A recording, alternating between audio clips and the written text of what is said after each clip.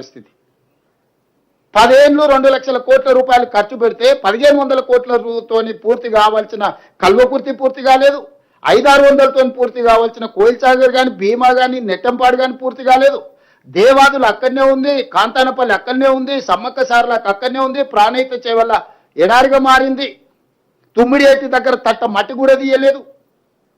మొత్తం ప్రాజెక్టులను గాలికి వదిలేసి ఏడ పంపులు పెట్టి ఏడ లిఫ్టులు పెడితే ఏడ మా ఇల్లు నిండుతుందో అని ఒక ప్రణాళికబద్ధంగా మొత్తం రాష్ట్రాన్ని ఆర్థిక వ్యవస్థను దోసుకొని ఈరోజు అక్కసుతోని అసూయతోని అబద్ధాల ప్రచారం కల్పించి నిరంతరం 24 గంటలలో 18 గంటలు కష్టపడి సీతారామకు నీటి కేటాయింపులు మేము తెచ్చినాం, సమ్మక్క సారలకు ఒక కొలికి పట్టుకొచ్చినాం, పాలమూరు రంగారెడ్డి ఎత్తిపోతల నీటి కేటాయింపులను ఒక కొలికి పట్టుకొచ్చినాం, కల్వకుర్తి ప్రాజెక్టును పూర్తి చేసే ప్రయత్నం చేస్తున్నాం.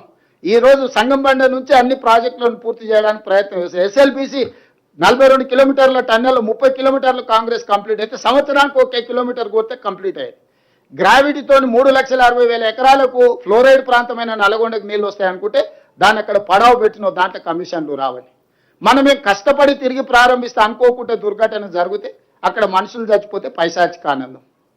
అసలు వాళ్ళ కళ్ళలో మనుషులు చచ్చిపోయినప్పుడు ఎప్పుడైనా హరీష్ రావు గారి ఫేస్ చూడండి, కేటీఆర్ ఫేస్ చూడండి, ఇట్లా వెలిగిపోతూ ఉంటుంది, ఇట్లా బల్బు 1000 వోల్టుల బల్బు లాగా. ఎక్కడైనా మనిషికి బాధ ఉంటుంది, మన మనుషులం. రోడ్డు మీద కాకి చచ్చిపోయి కనిపిస్తే కూడా అరే కాకి చచ్చిపోయింది కదా అని ఒక నిమిషమన్నా మనం సానుభూతి చూపిస్తాం. పిల్లలు చచ్చిపోతే అదే పైశాచిక ఆనందం, ఎక్కడైనా యాక్సిడెంట్లో ఎవరైనా మనుషులు చచ్చిపోతే అదే పైశాచిక ఆనందం, ఎక్కడైనా పనులు చేస్తుంటే కార్మికులు చచ్చిపోతే అదే పైశాచిక ఆనందం.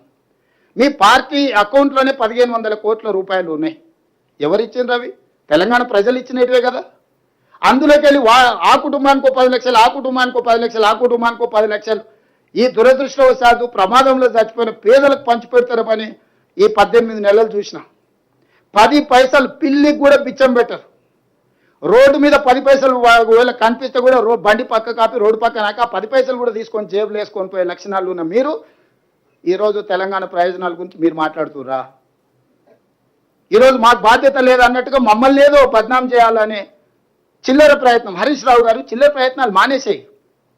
చిన్నపిల్లగాని కాదు, నువ్వు 10 సంవత్సరాలు మంత్రిగా పనిచేసినావు, ఉమ్మడి రాష్ట్రంలో మంత్రిగా పనిచేసినావు, వయసు మీద పడ్డది, జుట్టు తెల్లబడ్డది, కొంచెం హుందాగా వ్యవహరించు. వాస్తవాలు ఉంటే మాట్లాడి. ఇవ్వాలి నేను ఇవన్నీ చెప్తున్నా. ఇవాళ ఈ మీటింగ్ మినిట్స్ ఇన్ని పేజీల మీటింగ్ మినిట్స్ ఇవాళ బయట పెడుతుంది. తలకాయ ఎక్కడ పెట్టుకుంటావు హరీష్ రావు గారు?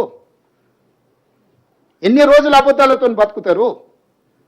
జీవితాంతం కుటుంబం అంతా అబద్ధాలు చెప్పే బతుకుతారా? మేము మాట్లాడతలేం కదా, మౌనంగా ఉన్నాం కదా అని మా చేతగాని పని అనుకుంటురా? మేం పని చేయాలా? ఈరోజు ప్రతిపక్షంలో ఉన్నప్పుడు పోరాటం చేసినాం, పాలకపక్షంలో ఉన్నప్పుడు మా బాధ్యత నిర్వహించాలి, పని చేయాలని చెప్పి పని చేయడానికి నిరంతరం ప్రయత్నం చేస్తున్నాం. మేము ఎప్పుడు ఢిల్లీకి వెళ్ళినా ఢిల్లీలో ఏముందా మాకు?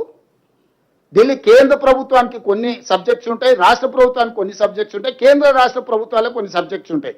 కేంద్ర ప్రభుత్వం నుంచి అనుమతులు తెచ్చుకోవాలంటే పొయ్యి కలవకుంటే అనుమతులు ఎట్లకెళ్ళి వస్తాయి?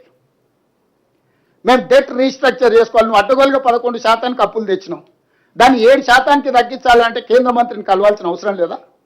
ఎన్విరాన్మెంటల్ ఇష్యూస్లో రోడ్లు, చిన్న చిన్న రోడ్లు కూడా ఫారెస్ట్ ఏరియాలో 10 ఏళ్ళ నుంచి రోడ్లు ఆగిపోయినాయి. ఎన్విరాన్మెంట్ మినిస్టర్ని కలవకుంటే అనుమతులు వస్తాయి? ఈరోజు రీజనల్ రింగ్ రోడ్ మనం నిర్మించుకోవాలనుకుంటున్నా, ఆ మంత్రిని సర్ఫేస్ మినిస్టర్ని కలవకుంటే అనుమతులు వస్తాయి? ఈరోజు మెట్రో అనుమతి తెచ్చుకోవాలనుకుంటున్నాం, ప్రధానమంత్రిని కలవకుంటే మెట్రో అనుమతి వస్తుందా?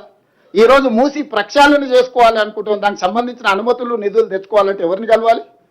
నువ్వు ఇవన్నీ ఇస్తావా చెప్పు? రోజు ఆడికే వస్తాం, ఎర్రవల్లి ఫామ్ హౌస్కి వచ్చి కూర్చుంటాం, కూర్చుంటాం. వంతుల వారిగా నేను ఉత్తమైన డ్యూటీ చేస్తాం, ఒకరి తర్వాత ఒకరం.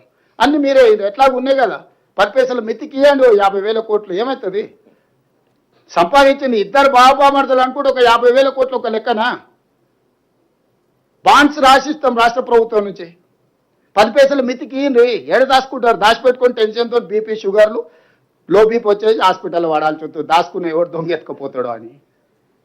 ఎందుకు వస్తున్నాయి లో బీపీ షుగర్లు? అడ్డగోలుగా సంపాదించి అవి ఎవడొచ్చి పట్టుకుంటాడో అని టెన్షన్తో వస్తున్నాయి. ఇట్లాంటి నీచమైన మనస్తత్వం ఉన్న ప్రతిపక్ష నాయకులు ఉండడం దురదృష్టకరము. ఈరోజు సమావేశం ఏర్పాటు చేస్తే దామోదరరావు రాడు, సురేష్ రెడ్డి రాడు, పాపం అమాయకుడు గాయత్రి రవిని పంపించాడు. ఏం చెప్తాం ఆయనను? పాపం ఆయన బాధలు ఆయనే.